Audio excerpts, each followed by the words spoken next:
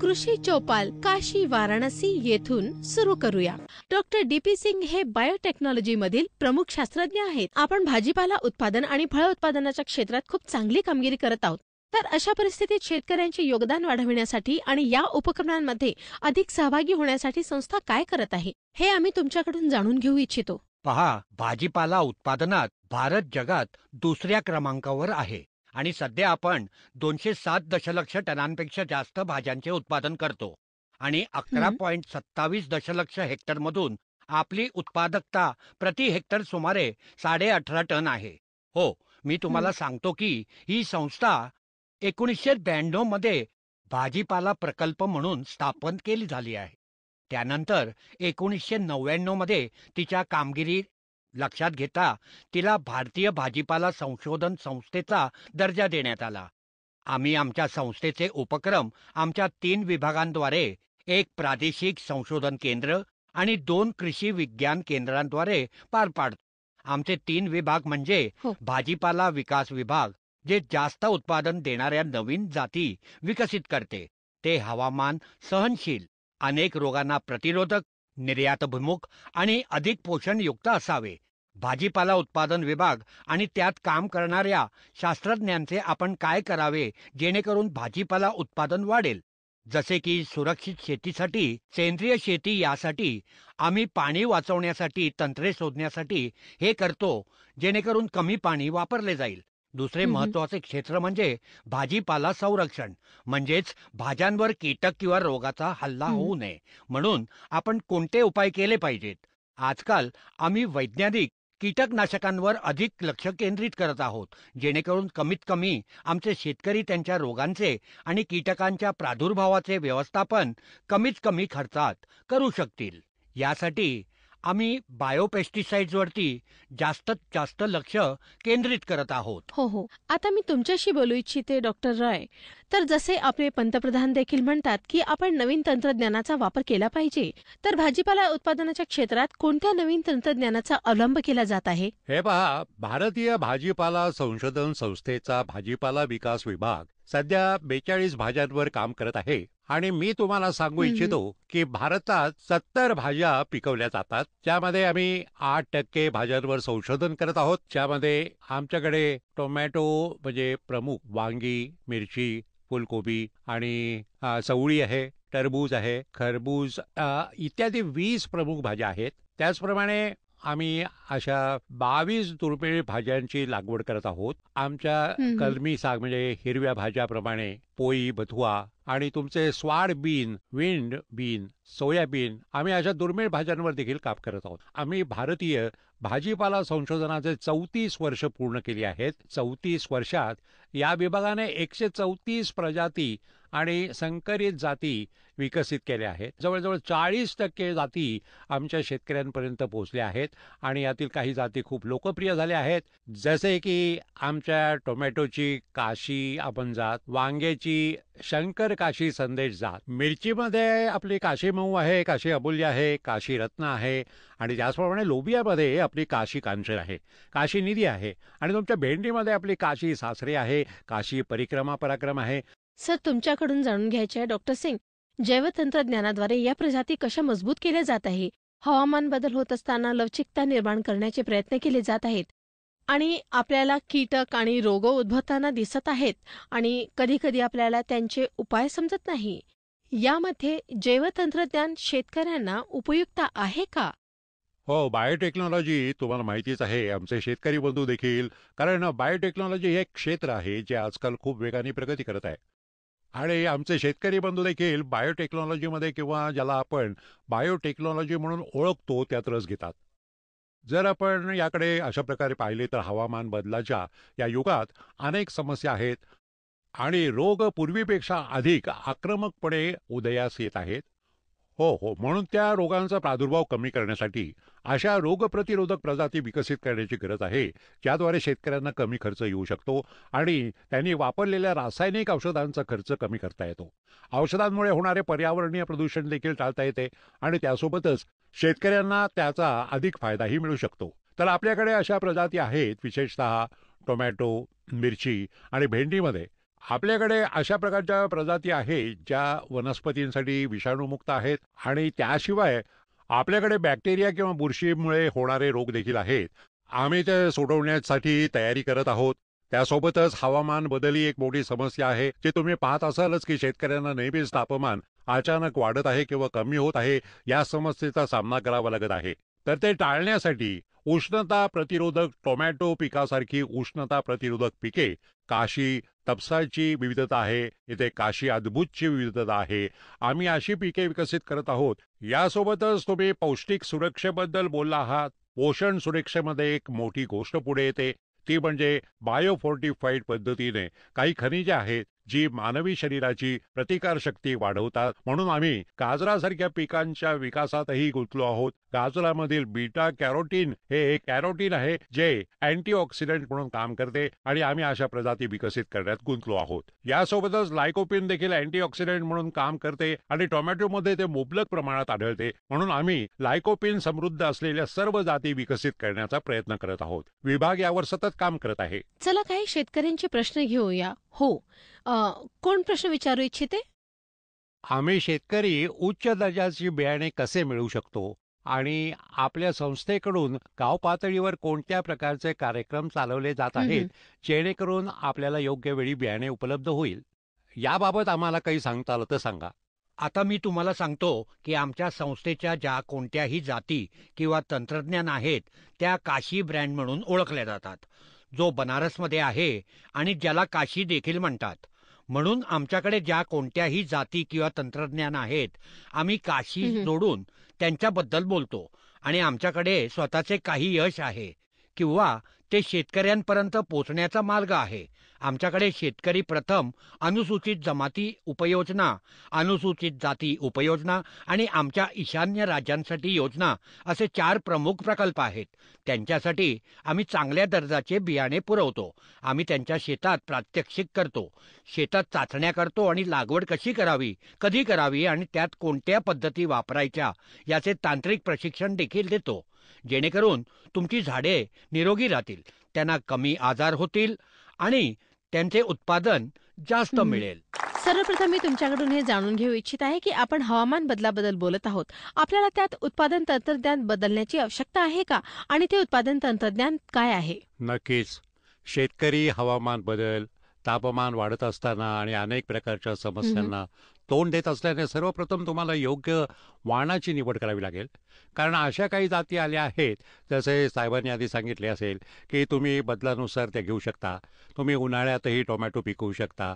दुसरे म्हणजे आम्ही प्युरो इरिगेटेड रेडबेड नावाचे एक तंत्र विकसित केले आहे, ज्यामध्ये तुम्ही भाज्या एका रुंद बेडवर लावता आणि बेडच्या दोन्ही बाजूंना तुम्ही भाज्या लावता आणि त्यांना फक्त कोनात पाणी देता. भविष्यात पाण्याची टंचाई वाढणार असल्याने आणि सिंचनासाठी कमी पाणी उपलब्ध असल्याने तुम्ही रुंद बेडवर भाज्या लावाव्यात आणि कोणत्या कोपऱ्यातून पाणी द्यावे, अशा प्रकारे असे दिसून आले आहे की केवळ यातून 36% पाणी वाचते. जर तुम्ही त्यासोबत आच्छादन वापरले तर तुमचे उत्पादन आणखीन वाढते आणि सुमारे 50 ते 55% पाण्याची बचत होते. तिसरे म्हणजे आम्ही ग्राफ्टिंग तंत्राद्वारे या समस्येपासून मुक्तता मिळवण्याचा प्रयत्न केला. आम्ही पहिली गोष्ट सुरू केली ती म्हणजे जेव्हा तुमचा टोमॅटो 24 तासही पाणी सहन करू शकत नाही, तेव्हा आम्ही त्यात काय केले, टोमॅटो वांग्यांच्या मुळावर लावले जातात आणि असे आढळून आले की 4 दिवस पाणी दिले तरी त्याचा त्यावर कोणताही परिणाम होत नाही. त्याचप्रमाणे जर आपण वांग्यांच्या मुळावर टोमॅटो लावले तर आपण 50 दिवस त्यांना पाणी देत नाही तरीही त्यांच्या उत्पादनावर परिणाम होत नाही. म्हणून ज्या प्रकारे आपण तळाशी लावलेल्या रूट स्टॉकच्या शोध घेत आहोत, क्षारीय माती आणि चिकन मातीसाठी किंवा दुष्काळ किंवा पाणी साचण्यासाठी अशा रूट स्टॉकवर शोध आता घेतला जात आहे. अलीकडे आम्ही पोमॅटो आणि ब्रिमॅटो तंत्रज्ञान विकसित केले आहे, जे हवामान बदलासाठी देखील खूप चांगले आहे. कारण पोमॅटोमध्ये आम्ही खाली बटाटे आणि वर टोमॅटो पिकवतो. तुम्ही पाहिलं असेल की जानेवारी महिन्यात बटाट्यांवर करपा रोग होतो आणि तो पूर्णपणे नष्ट होतो. पण जर तुम्ही बटाट्यावर टोमॅटो लावला असेल तर त्याचा परिणाम खूपच कमी होतो. त्याचप्रमाणे आम्ही एक ब्रिमॅटो लागवड केली आहे, ज्यामध्ये वांगे आणि टोमॅटो दोन्ही एकाच झाडावर घेतले जातात आणि यासाठी अर्धजंगली प्रजातीच्या वांग्यांचा वापर केला जातो. आपण घेतलेले रूट स्टॉक दुष्काळातही टिकू शकतो. तो 4 दिवस पाणी साचवून ठेवू शकतो किंवा चिकण माती असेल तर तोही टिकू शकतो. तर आपण हे अशा प्रकारे करू हं, शकतो हं. किंवा तापमान, आर्द्रता आणि प्रकाश नियंत्रित करून तुम्ही संरक्षित लागवड करू शकता. तुम्ही वेळ इकडे-तिकडे बदलू शकता. आपण ज्या सेंद्रिय पद्धतीबद्दल बोलत आहोत, ती शेतकऱ्यांसाठी किती फायदेशीर आहे? आणि सेंद्रिय पद्धतीनेही उत्पादन 3 पट, 4 पट आणि 5 पट वाढवणे शक्य आहे का? संभावित दिशेत जाऊ शकते का? जेव्हा आपण सेंद्रिय शेती करतो तेव्हा पहिले तत्व म्हणजे आपण अशा पिकांची निवड करावी जी तुमच्या हवामान आणि वातावरणाला अनुकूल असतील आणि त्यामध्ये कीटक आणि रोगांचा प्रादुर्भाव कमी असेल. एवढेच नाही तर रोग आणि कीटकांना सहनशील असलेल्या भाज्यांच्या अशी अशी जाती निवडाव्यात. याशिवाय जेव्हा तुम्हाला शेती करायची असेल असे आढळून आले आहे की जेव्हा आपण चांगले पीक चक्र बनवतो तेव्हा आपण जमिनीची सुपीकता आणि रोगांचा प्रादुर्भाव देखील कमी करू शकतो. सर्व भाज्यांवर आणि सर्व परिस्थितीत सेंद्रिय शेती करता येत नाही.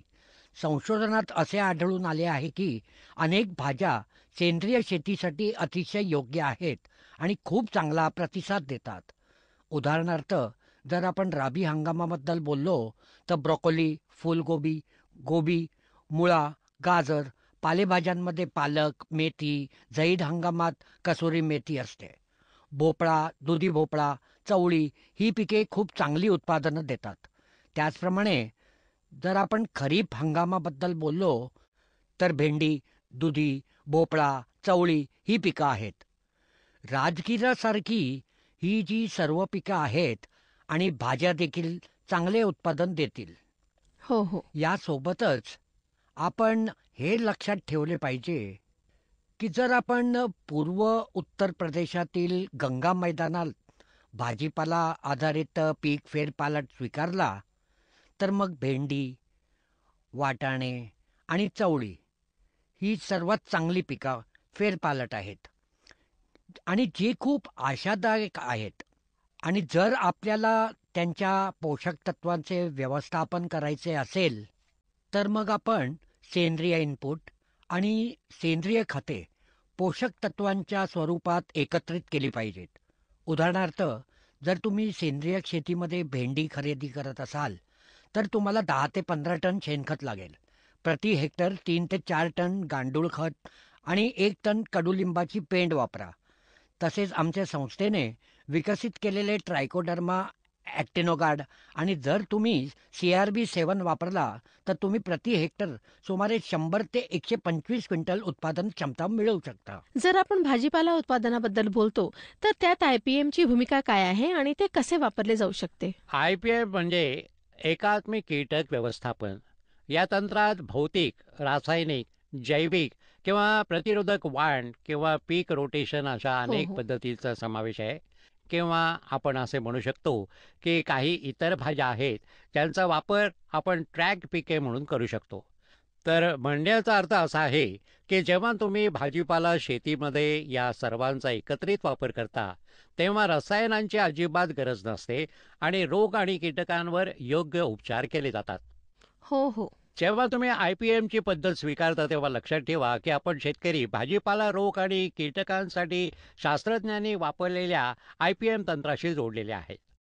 आपण पीक लावण्याच्या किंवा पेरणी करण्याच्या किंवा शेत नांगरण्याच्या वेळेपासून ते सुरू केले पाहिजे, जेणेकरून IPM तंत्रज्ञानाच्या मदतीनं आपण अशी व्यवस्था करू शकू की जेव्हा आपल्या भाज्या लावल्या जातात किंवा फळे दिसतात तेव्हा त्यापासून रोग आणि कीटकांचा हल्ला होणार नाही आणि कोणतेही रासायनिक औषध वापरण्याची गरज भासणार नाही. चला शेतकऱ्यांचे प्रश्न घेऊया. भाज्यांमध्ये कलम करण्याचे प्रशिक्षण आम्हाला कुठं मिळू शकतं आणि शेतकऱ्यांना त्याचा कसा फायदा होऊ शकतो? हो, ही खूप चांगली गोष्ट आहे, कारण आता शेतकरी हळूहळू कलम करण्याचे तंत्र चांगल्या प्रकारे स्वीकारत आहेत. म्हणून यासाठी उत्तर प्रदेश सरकारनं आम्हाला शेतकऱ्यांना प्रशिक्षित करण्यासाठी पैसे दिले आहेत, जेणेकरून ते कलम करून स्वतः पिके घेऊ शकतील. यासाठी आम्ही येथे नियमित प्रशिक्षण घेतो. विशेषतः जून ते नोव्हेंबर या कालावधीत 3 दिवसांचे प्रशिक्षण आहे, ज्यामध्ये तुम्ही स्वतःला सहभागी करून घेऊ शकता. या 3 दिवसात तुम्ही कलम करण्याचे सर्व तंत्र शिकाल, त्यांची देखभाल कशी करावी आणि त्यांना शेतात कसे लावावे, त्यांचे फायदे काय आहेत, कारण ते तुम्हाला अनेक आजारांपासून वाचवू शकतात. आजच्या शेतकऱ्यांना आपण सांगायला हवे की ते सेंद्रिय शेतीकडे कसे वळू शकतात. जेव्हा तुम्ही त्या शेतात सेंद्रिय शेती करू इच्छिता, तिथे सेंद्रिय शेती सुरू करता, तेव्हा सुरुवातीच्या 2 ते 3 वर्षा बदलाला कन्व्हर्जन पिरियड म्हणतात. प्रमाणित सेंद्रिय शेतीमध्ये तुम्हाला सुरुवातीच्या 2 ते 3 वर्षात बदलाला कन्व्हर्जन पिरियड म्हणतात. प्रमाणित सेंद्रिय शेतीमध्ये तुम्हाला सुरुवातीच्या 2 ते 3 वर्षात सेंद्रिय शेतीच्या सर्व पद्धतींचा अवलंब करावा लागतो. पीक रोटेशन प्रमाणे आणि पीक रोटेशनमध्ये तुम्ही कमीत कमी एक शेंगा पिकांचा समावेश केला पाहिजे. त्याशिवाय तुम्ही त्यावर उपलब्ध असलेल्या सर्व सेंद्रिय इनपुटचा वापर करून पीक घेऊ शकता. 3 वर्षानंतर जर सर्व काही व्यवस्थित झाले तर तुमच्या सिस्टमला सेंद्रिय प्रमाण संस्थेकडून सेंद्रिय प्रमाणपत्र मिळते आणि त्यानंतर तुम्ही जैविक इंडिया ऑर्गॅनिकचा लोगो लावून त्यातून उत्पादित उत्पादनांवर व्यवसाय करू शकता. आपल्याला हे देखील माहीत आहे की पिकांसाठी माती किती महत्वाची आहे आणि आपण कोणत्याही पिकासाठी ती पोषण इंजिन असते. पण पोषणासोबतच अनेक प्रकारचे रोगही तिथून संक्रमित होतात. मग मातीमुळे होणाऱ्या आजारांवर उपचार कसे करता येतील किंवा ते कसे रोखता येतील? जसं की हे त्यात आहे की फायदेशीर आणि हानिकारक दोन्ही बुरशी आणि जीवाणू मातीत राहतात.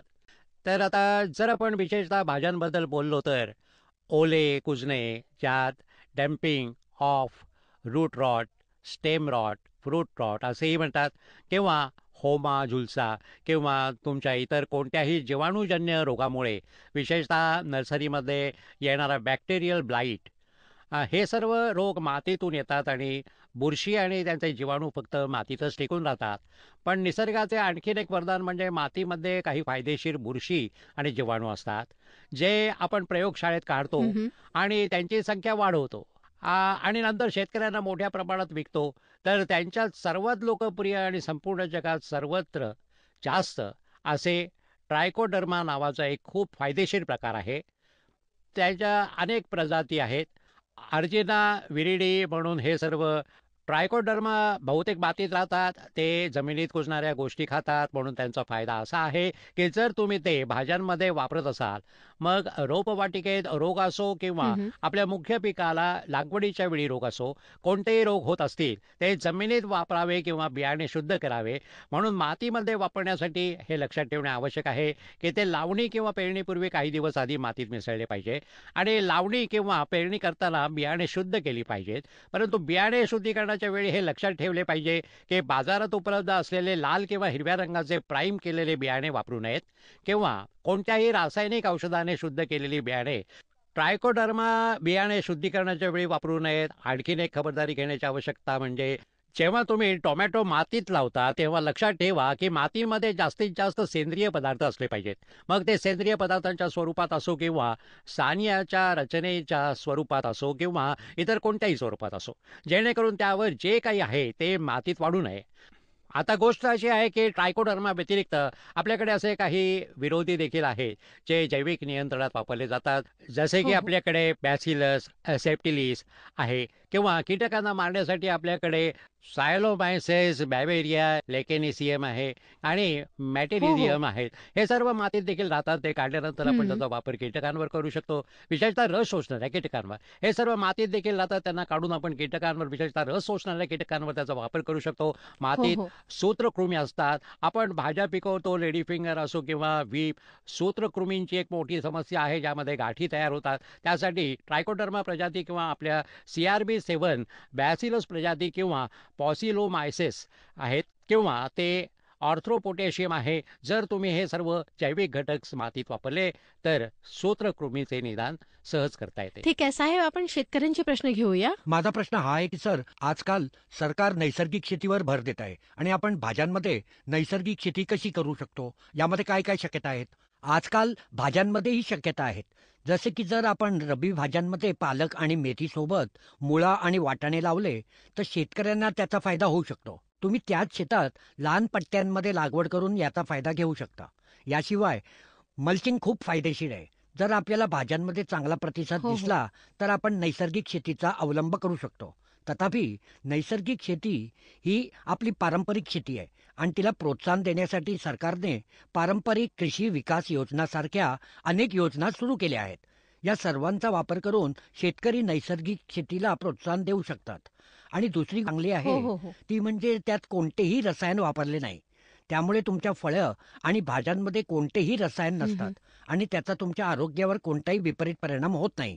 यासोबतच मातीची गुणवत्ताही मोठ्या प्रमाणात वाढते. यामध्ये सूक्ष्मजंतूंची संख्या खूप वाढते, जी नंतर तुमच्यासाठी फायदेशीर ठरते. कोणते सर्व विविध प्रकारचे प्रकल्प राबवले जात आहेत आणि आपल्या शेतकऱ्यांना शक्य तितके भाजीपाला लागवड करण्यास प्रोत्साहित करण्यासाठी सरकारकडून प्रयत्न केले जात आहेत. IPM सेंद्रिय शेती अशा अनेक चर्चा आपण केल्या आहेत, ज्यातून ते स्वीकारण्याची इच्छा दिसून येईल. सध्या आमच्या संस्थेकडून चालल्या जाणाऱ्या काही प्रमुख प्रकल्पांपैकी एक म्हणजे फार्मर फर्स्ट प्रकल्प. हा प्रकल्प गेल्या दशकापासून बनारस आणि मिर्झापूरच्या वेगवेगळ्या गावांमध्ये सुरू आहे आणि या प्रकल्पाचे वैशिष्ट्य म्हणजे शेतकऱ्यांच्या सहभागाबरोबरच आम्ही ज्या शेतकऱ्यांना नवोपक्रमाबद्दल बोलतो ते देखील विचारात घेतले जाते आणि त्यांच्यासाठी उपलब्ध असलेल्या संसाधनांचा देखील विचार केला जातो. त्या गोष्टीचं लक्ष ठेवून आमच्या संस्थेत शक्य तितक्या आहेत आणि त्यांना ही तंत्रे देत आहोत. असे आढळून आले आहे की यामुळे विविध पिकांमध्ये सुमारे 15 ते 30% वाढ झाली आहे. त्यासोबतच आमच्याकडे काही वर्गीकृत प्रकल्प, मुख्य कार्यक्रम देखील आहेत, जसे की अनुसूचित जाती, अनुसूचित जमातीसाठी सरकार हे कार्यक्रम देशभर चालवत आहेत. परंतु ही संस्था उत्तर प्रदेश, बिहार आणि पश्चिम बंगाल या 3 राज्यांमध्ये हा कार्यक्रम चालवत आहे आणि अनुसूचित जातींमधील आमचे शेतकरी मित्र जे आहेत या प्रमुख कार्यक्रमात सहभागी आहेत. आम्ही त्यांना नवीन तंत्रज्ञानासह प्रात्यक्षिके प्रदान करतो. त्यासाठी आम्ही प्रशिक्षण देतो. आम्ही कौशल्य विकसित करतो आणि जेणेकरून ते स्वीकारू शकतील आणि तेही कमी करतात. कारण जेव्हा आपण शेतीबद्दल बोलतो तेव्हा सर्वात महत्त्वाची गोष्ट म्हणजे खर्च कमी ठेवणे, जेणेकरून नफा जास्त असेल. म्हणून आम्ही त्यांना कमी खर्चात ते कसं करता येईल याचे तंत्र सांगतो. त्यासोबतच आमचा प्रमुख कार्यक्रम उत्तर प्रदेश आणि झारखंडमध्ये अनुसूचित जमातीतील आदिवासींसाठी चालवला जात आहे. जे आमचे मित्र आहेत आणि या 2 राज्यांमध्ये सुमारे 40 गावांमध्ये आत्तापर्यंत आम्ही वेगवेगळ्या क्षेत्रात काम करत आहोत आणि प्रशिक्षण आणि कौशल्य विकास करत आहोत. यासोबतच आम्ही वेगवेगळ्या तंत्रज्ञानाची प्रात्यक्षिकं आणि प्रयोगही देत आहोत आणि याचा शेतकऱ्यांना खूप फायदा झाला आहे. हो, अगदी. या संदर्भात माझा एक प्रश्न आहे राकेशजी तुमच्याकडे. ईशान्येकडील राज्ये ब्लेस्ड आहेत. मी म्हणेन की तिथे फक्त नैसर्गिक शेती केली जात आहे, जिथे फक्त सेंद्रिय शेती केली जाते आणि असे म्हटले जाते की तिथे भाजीपाला उत्पादनासाठी भरपूर संधी आहेत. तर याकडे कसे पाहिले जात आहे? आपली संस्था खरोखरच या दिशेने काम करत आहे का? आणि इथे किती क्षमता आहे? विशेषतः आपल्या ईशान्येकडील राज्यांमध्ये जर आपण आसामचा समावेश केला तर 7 सिस्टर्समध्ये 8 राज्य आहेत आणि एका अर्थाने ते फलोत्पादनाचा विशेषतः बागायती पिकांचा खजिना आहे. जर आपण त्या सर्व राज्यांमध्ये सिक्कीमकडे पाहिले तर ते अधिकृतपणे सेंद्रिय राज्य म्हणून घोषित केले जाते. त्याचवेळी जर आपण खत आणि कीटनाशकांच्या वापराच्या राष्ट्रीय सरासरीकडे पाहिले तर त्या राज्यांमध्ये कीटकनाशके इत्यादींचा वापर निश्चितच खूप कमी प्रमाणात केला जातो. पण या राज्यांमध्ये आपल्याला भेडसावणाऱ्या सर्वात मोठ्या समस्यांपैकी एक म्हणजे मला स्वतःला ईशान्येकडील भागात सेवा करण्याची संधी मिळाली. म्हणून मी त्या प्रसंगी पाहिले की जर एखाद्या गोष्टीचा नॅचरल कॉन्स्टंट असेल तर तो असतोच. याशिवाय सर्वात मोठी कमतरता म्हणजे दर्जेदार बियाणांचा अभाव. तर त्याशिवाय सर्वात मोठी कमतरता म्हणजे गुणवत्तायुक्त बियाणांची कमतरता. पोहोचूच शकत नाही सीड्स तिथे सर. हो, दर्जेदार भाजीपाला बियाणांच्या उपलब्धतेअभावी कदाचित आपली राष्ट्रीय सरासरी उत्पादकता प्रति हेक्टर 18.55 टन आहे. ईशान्येकडील आपल्या राज्यांमध्ये उत्पादन प्रति हेक्टर 5 ते 6 ते कमाल 8 टनांपर्यंत असते. तर त्याचे कारण असे की ते स्वतःची बियाणे स्वतः वाढवतात आणि ते पुन्हा पुन्हा वापरतात. म्हणून भारतीय भाजीपाला संशोधन संस्थेनं त्या दिशेने एक चांगला उपक्रम हाती घेतला आहे. गेल्या 5-6 वर्षापासून आम्ही त्यांना फ्रंटलाईन प्रात्यक्षिकांद्वारे सतत प्रशिक्षण देत आहोत आणि एक प्रकारे आम्ही तेथील केंद्रीय कृषी विद्यापीठ, ICARचे विविध केंद्र, ATMA केंद्र, KBK आणि यापिओस यासारख्या संस्थांना मदत करत आहोत. याद्वारे आम्ही त्यांना संरेखित करत आहोत आणि चांगली गोष्ट म्हणजे आम्ही आमच्या गोष्टी त्यांच्या स्थानिक भाषेत, वैज्ञानिक भाषेत पोहोचवत आहोत. आता मी डॉक्टर स्वाती तुमच्याकडे येऊ इच्छिते. पहा, जर उत्पादनाबद्दल बोललो तर जास्तीत जास्त पिके घेतली पाहिजेत. उत्पादकता वाढली पाहिजे, त्यात कोणतीही कमतरता नाही. आपल्या शेतकऱ्यांना उत्पादन कसे करायचे हे माहीत आहे. अधिक उत्पादन कसे करायचे हे माहीत आहे. पण आणखी एक मुद्दा आहे ज्यावर आपण जास्त काम करू शकत नाही आणि तो म्हणजे कापणीनंतरचे व्यवस्थापन. कापणीनंतर होणारा अपव्यय खूप जास्त आहे. मला वाटते की 20 ते 25% अपव्यय होतो. मग हे कसे थांबवायचे? आज काढणीनंतर होणारे नुकसान विशेषतः फळे आणि भाज्यांमध्ये केवळ देशातच नव्हे तर परदेशातही चिंतेचा एक विशेष मुद्दा आहे. संयुक्त राष्ट्रांच्या शाश्वत विकास ध्येयानुसार 2030 पर्यंत वृक्षतोडीमुळे होणारे नुकसान किमान निम्म्याने कमी केले पाहिजे. म्हणजेच आपण ते किमान 50% कमी करू शकलो पाहिजे. बघा, तुम्ही म्हणालात की उत्पादन वाढते पण आपण ते वाचवू शकत नाही. शेतकऱ्याचे कष्ट वाया जातात. याचे एक कारण म्हणजे जेव्हा आपण भाज्या आणि फळे तोडतो तेव्हा ते झाडापासून वेगळे होतात. जेव्हा ते रोपापासून वेगळे केले जातात तेव्हाच ते जिवंत असतात आणि ते अधिक. तसेच जेव्हा आपण वाहतुकी दरम्यान वाहून नेतो तेव्हा दाबामुळे होणारी दुखापत, ज्याला कॉम्प्रेशन इजा म्हणतात, किंवा शरीराच्या अखंडतेमुळे होणारी कोणतीही दुखापत देखील वाढते. नाशवंत असते कारण ते खूप लवकर ओलावा गमावत असते. त्याची पोत मऊ असते आणि रोगांशी लढण्याची त्याची क्षमता देखील कमी होते. त्यामुळे ते रोगांना अधिक सहनशील बनवतात आणि कारणास्तव त्यांना रोगांचा खूप लवकर त्रास होतो. तर या कारणांमुळे देशभरात आणि जगभरातील विविध आकडेवारीनुसार विविध फळे आणि भाज्यांमध्ये 25 ते 30% नुकसान दिसून हो, हो. आले आहे. तर आपण शेतकऱ्यांबद्दल बोलूया. शेतकऱ्यांकडून प्रश्न घेऊया.